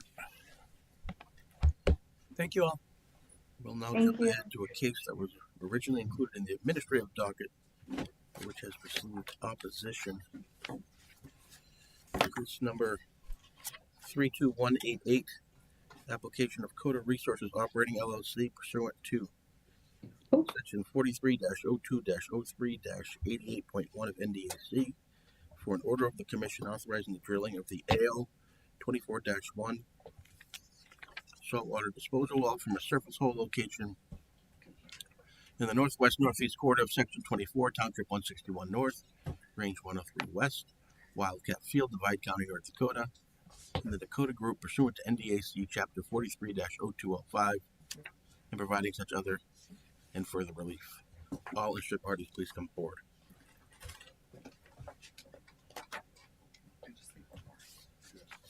Lawrence, you gonna go through this page by page, I hope? Holy cow. No, we are not.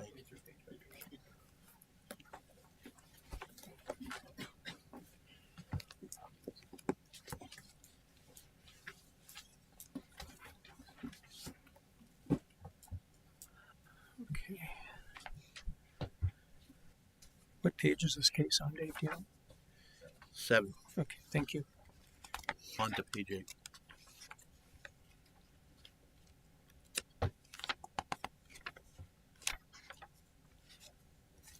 Are you ready for my appearance?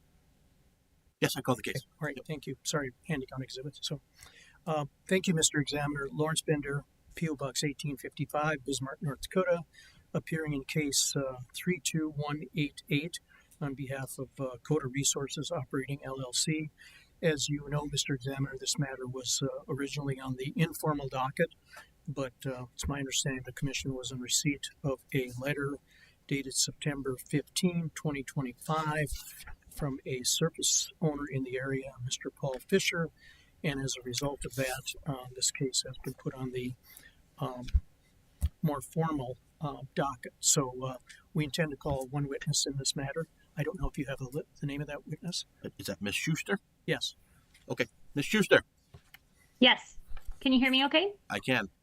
Do you solemnly swear or affirm under the penalties of perjury the testimony you're about to give in this matter will be true and correct to the best of your knowledge and belief? I do. Allie, by whom are you employed? Dakota Resources. In what capacity? As a landman. And in that capacity, have you testified before the Commission previously? I have. And you've had your qualifications accepted as that of an expert? I have. We'd offer the further testimony of this witness out of an expert. Motion granted. Allie, I have handed out to the Commission staff a large 3-ring binder that has, I believe, 5 exhibits in it. Do you have something like that in front of you? I do. Okay. Just to orientate everybody to where we're at here, why don't you briefly identify what Exhibit 1 is? So Exhibit 1 is all of the documents that were submitted to the NDIC in our UIC application for the AL24-1 SWD. And in addition to these documents, which you mentioned that are part of Exhibit 1, has CODA submitted some additional documents recently?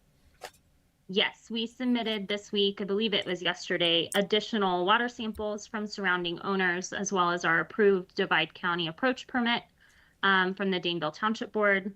I think there were a few other items that the NDIC had requested clarification on that we provided in that submission yesterday. Okay. And is it your opinion that Exhibit 1, along with the other additional supplemental exhibits that you submitted to the Commission in the last day or two, are sufficient under the rules, statutes, and regulations of the Commission for the Commission to render a decision in this matter approving the application? Yes. Okay. Are you aware of a letter dated September 15, 2025 from a Mr. Paul Fisher to the Commission concerning CODA's request? Yes, I am. And you've had an opportunity to review that letter? I have. Okay. Based on that review, did you notice any statements in the letter that you believe are maybe misleading or not quite accurate? Slightly, yes. In the letter, they recognize that they live, or they infer that they live within a very short distance of the planned location. From our understanding from the surface owner of this location, as well as the owners out here, this is a hunting cabin. It's not a permanent residence. Okay. Okay. And I'm sorry if I interrupted you. Go ahead, Ellie. No, go ahead. All right. I didn't mean to cut you off if I did so. And do you have an understanding as to what the statutes of the Industrial Commission require with respect to the distance of wells to an occupied residence? My understanding is it's at least 500 feet. Okay. And since this is a hunting cabin and the statutes and rules of the Commission define a residence, an occupied residence is a house that's lived in for more than 6 months out of the year, do you have an opinion as to whether this is an occupied residence? Unfortunately, I just don't know how often they use the hunting residence, so I can't make an assumption as to that. But I can tell you that either way, we are still 500 feet away from this dwelling that is the subject of Mr. Fisher's letter. Okay. Now, the Fishers have requested that CODA's proposed saltwater disposal well be moved approximately 200 yards to the east. Is that your understanding of the letter that they submitted to the commission? Yes, that is my understanding. And could you explain whether that request is feasible with respect to the drilling of this saltwater disposal well? Absolutely. We had our construction foreman go out and walk this week when we received this letter from Mr. Fisher. He went ahead and walked the area to take a look to see if there was the feasibility of moving this location. Please keep in mind that when we submit our SWD applications, we like to have them on the same location as horizontal wells. That limits surface disturbance for us. It eliminates the need for two pads. We're able to combine pads for horizontal development as well as the saltwater disposal. It also eliminates trucking and the need for trucking if we can consolidate that location. So when you went out and looked, I guess there's some significant drainage in the field directly to the east. So if we were to move the location as requested in the letter, we would cause a large pond on the south side of the location due to how the drainage exists in that area. So that's a big consideration. In addition, because of that, we wouldn't be able to just move east. We'd have to move it south as well. We're already pretty far south off of the section line here, or further south than we like to be generally. And any further movement south will start to lose lateral on our horizontal locations. So overall, in conjunction with the surface owner and the leasing tenant and our construction foreman, we think we've placed it in the most responsible location to address the concerns surrounding terrain and drainage issues, as well as being mindful of the permanent residences in the area and making sure we maintain proper setbacks from those. I want to make clear for the record, Allie, your concern about location north and south, in addition to going east because of the drainage. Your location north and south is not with respect to the saltwater disposal well, it's with respect to the producing wells that you plan on drilling. Is that correct? That is correct. And so the reason you bring that up, though, is what you testified to previously, is that you like to have your saltwater disposal well on the site of your producing wells. So you want to take that into consideration with respect to location of the producing wells. Yes, that is correct. All right.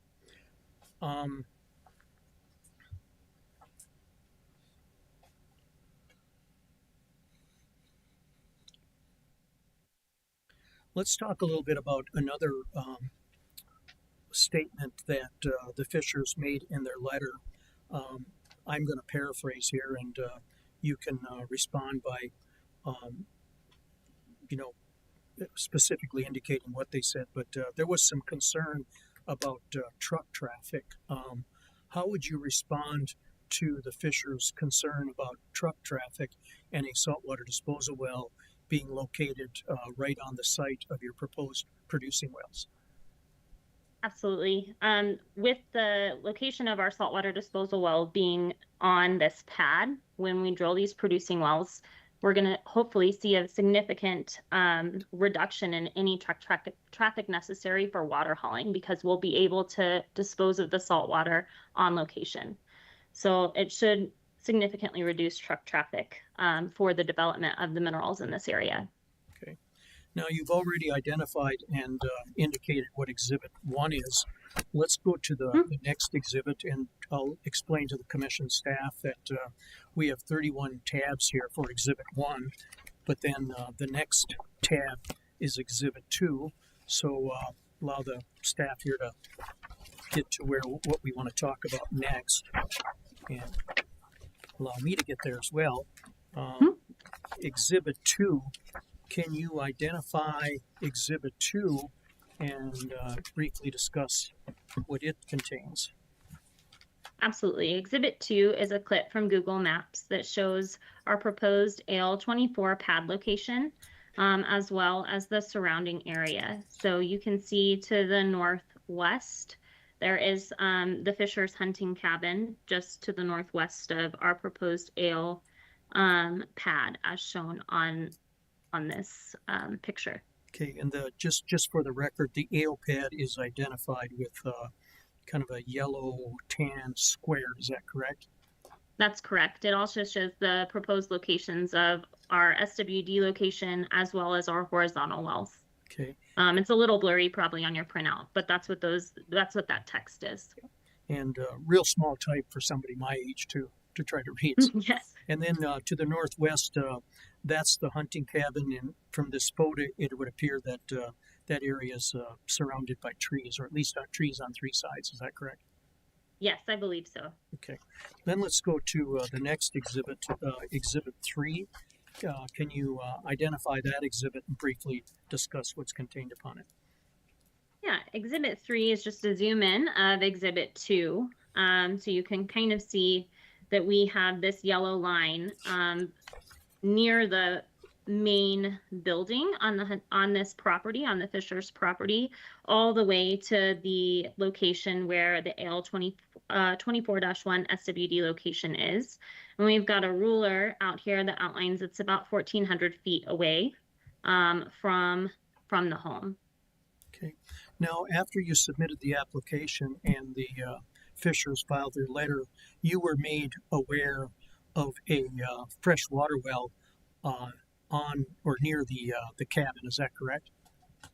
That is correct. That the freshwater well, we were alerted to the possibility of its existence from the Fisher's letter this week. Okay. And one of the requirements, as I understand it, in making application for a saltwater disposal well is that you have to identify all freshwater wells in the area. Why didn't Dakota identify that well in making its application to the commission? Can I move us to Exhibit 4? Yeah, absolutely. Okay.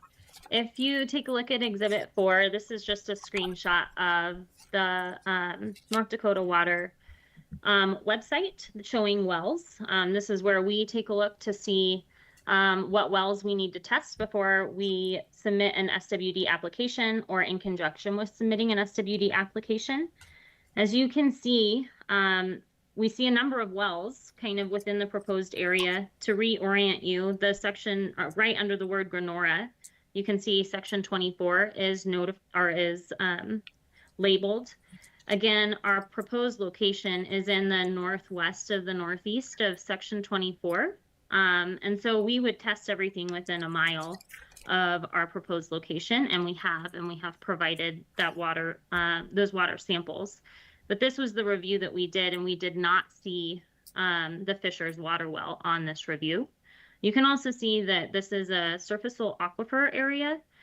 So prior to the submission of our AL24 SWD, we did get a geotechnical report on that to be able to be submitted and reviewed for the NDIC as well. So while it appears that now we are aware of a water well, and we will absolutely get permission to go sample and provide samples to both the NDIC and the Fishers for their records, we were unaware of that prior to the letter received this week. Okay. Let's, while we're talking about the exhibits, why don't we jump to the next exhibit, which is Exhibit 5. Can you tell us what that exhibit is and explain its relevance to this hearing? Yeah, absolutely. Exhibit 5 is a document that we have a group outside of CODA put together for us for all of our submissions to the NDIC. This is similar. It's our water well proximity map that is part of our UIC application. This is just another view of, we had another company, a third party look at this, and they also did not identify the Fisher's water well. So it was complete unknowledge on our part that there was a water well. So we will absolutely work with the Fishers to get that tested so that they have that baseline prior to an SWD being drilled if approved. Okay. So with exception of testing the fresh water well that you had no knowledge of, it wasn't permitted with the Department of Water Resources. In your opinion, has CODA complied with all the applicable statutes, rules, and regulations in filing its application with the commission? Yes. Yeah. And it's your testimony that CODA will sample the Fisher's water well if it's given permission by the Fishers to go on the property and take a sample. Is that correct? Absolutely. We will work with the Fishers to get that water well sampled. And if this application is granted, as requested by Coda. Will Coda comply with all the statutes, rules, and regulations of the commission in drilling, completing, and operating the proposed saltwater disposal well? Yes. Mr. Examiner, I believe that's all the questions I have. We would offer exhibits 1 through 5. Exhibits are admitted. Any questions from the staff? Allie, first, I appreciate the exhibits that you outlined and went through all of the concerns in the letter. I would like to take a look at Exhibit 4. Yes. So I just want to point out that on the Water Commission map, that well does show up on their property. And I think the issue here is if you go over and look at the layers and underground water sites, it looks like not all of the sites are checked. Okay. When you're looking at it, it shows up as a stock well, which is further down on that list. So I just wanted to point out that it appears it does show up on their website. So for future applications, make sure that, you know, all of those layers are selected. Thank you. That's great information. And we will definitely go look at that next. Thank you. Allie, I may have missed this, and I apologize if I did, but in the letter, the landowner also stated a concern about flaring at night. Being this is a disposal, can you touch on that real quick? Flaring at night as to, I'm sorry. They stated that they were wanting to reduce the impacts of the trucks traffic, which you already indicated, and then gas flaring at night from the home. Yeah, on horizontal locations, we will have flares, just because that's kind of the nature of the wells. Coda, though, has testified to the commission earlier, I guess it was in January of 2025, its intention to move forward with a field-wide gathering system, and we are actively working with multiple companies to bring that to fruition. I believe we will be coming up to the commission probably around January or February to give you an update on our progress there. Thank you. Allie, as a follow-up to that, this application concerns the saltwater disposal wells, so the flaring would be a moot point at that, if that's true. This particular this case number is only as to the SWD application, yes. And how many oil wells are going to be drilled on this site with the disposal? Our initial plan for our first occupation is 2 wells. Should this be granted and our APDs be approved, we anticipate drilling these around December timeframe. So in relation to the saltwater disposal operation, will there be any truck traffic? You know, we can't predict what the saltwater disposal well will be able to take. Our goal anytime we drill a saltwater disposal well is that we don't have to have any sort of truck traffic off location. But until the well is drilled and we understand the volume on which it can take, I can't guarantee there won't be any truck traffic. And I'm just a general comment / question on the absence or the lack of finding a freshwater well on this farm site. You know, it's not required for domestic wells to get a permit. They are supposed to register their disposal wells, freshwater wells. But having lived in North Dakota my whole life, I can assure you that most farmsteads have a well on them somewhere, whether they're registered or not. Otherwise, it would be pretty hard to live there. So, obviously, the resources on the web are a great tool, but sometimes you have to get out there in the ground also to see if there's anything out there. Just a general comment. Yeah, absolutely. That's something we'll definitely consider in further applications. Okay, thank you. Thank you.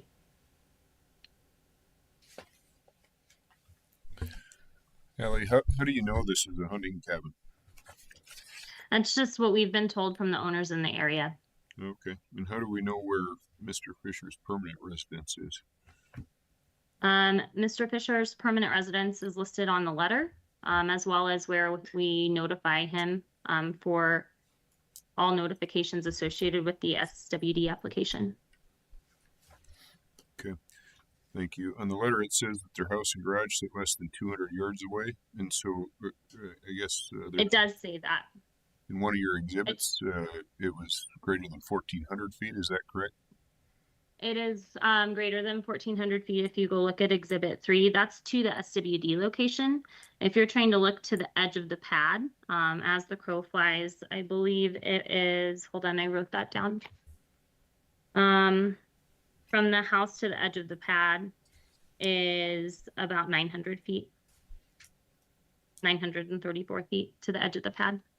Okay. From the edge of the road, it's 737 feet to the edge of the pad. Okay. So roughly 300 yards to the edge of the pad, I guess, somewhere in that range. Okay. Thank you. Thank you.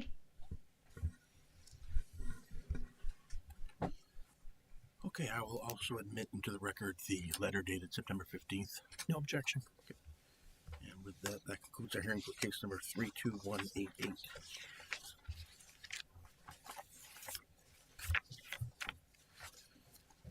Moving to the supplement. Case number 32053. Application of Continental Resources, Inc. for an order amending the field rules for the Fraser Bakken Pool, Divide Tower, North Dakota, so as to create and establish 3 overlapping 5120-acre spacing units comprised of sections 13, 14, 23, 24, 25, 26, 35, and 36, sections 14, 15, 22, 23, 26, 27, 34, and 35, and sections 15, 16, 21, 22, 27, 28, and 34, Township 161 North, Range 97 West, authorizing the drilling of a horizontal well on or near the section line between existing spacing units on each proposed overlapping 5120-acre spacing unit, and or such further relief. This case has been continued to our October hearings. That concludes our hearing for case number 32053. Case number 32065, application of EOG Resources, Inc.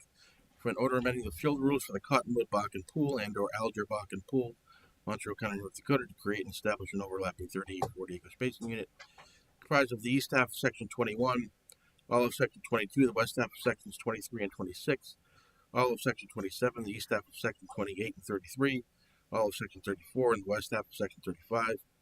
Township 157 North, Range 92 West, authorizing the drilling, completing, and producing of a total not to exceed 7 wells in said proposed overlapping 38-40-acre spacing unit, and such other relief as appropriate. This case has been continued to our November hearings. That concludes the hearing for case number 32065. Case number 32066. Application of EOG Resources, Inc. for an order amending the field rules for the Cottonwood Bakken Pool and or Alger Bakken Pool, Montreal County, North Dakota, to create and establish an overlapping 1,600-acre spacing unit comprised of the east half of sections 23, 26, and 35, Township 157 North, Range 92 West, and all of Section 4, Township 156 North, Range 92 West, authorizing the drilling, completing, and producing of a total not to exceed 3 wells on said proposed overlapping 1,600-acre spacing unit, and such other relief as appropriate. This case has been continued to our November hearings. Concludes our hearing for case number 32066.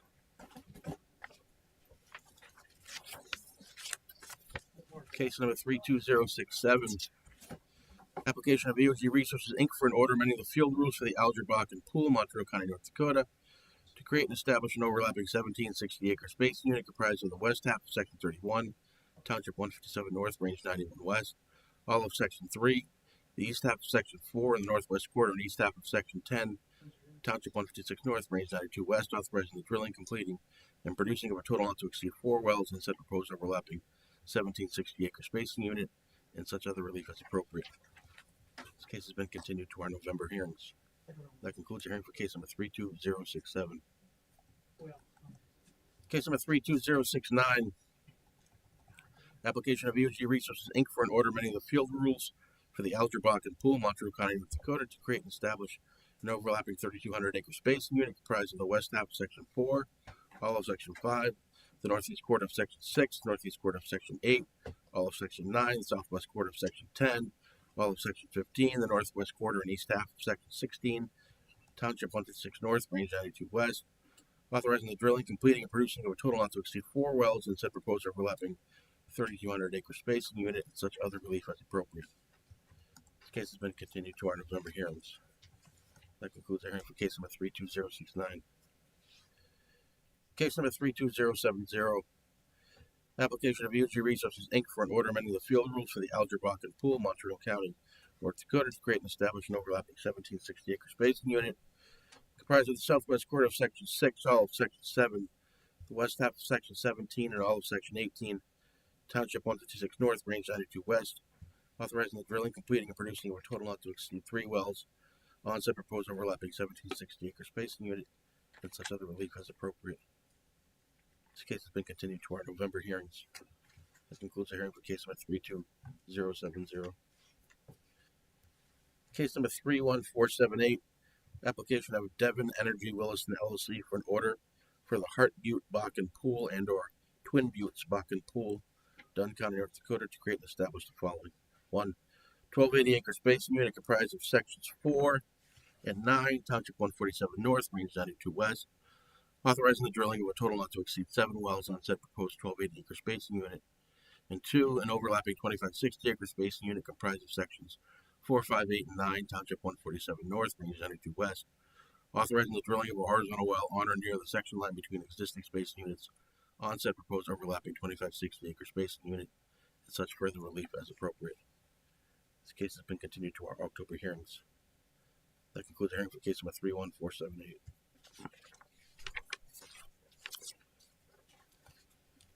Case number 31883.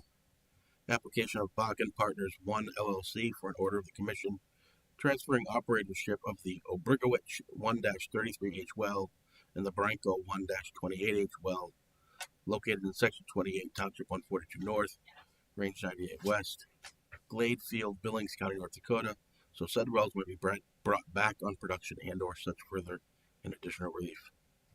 This case has been continued to our October hearings. That concludes our hearing for case number 31883, and that concludes our hearings for the day.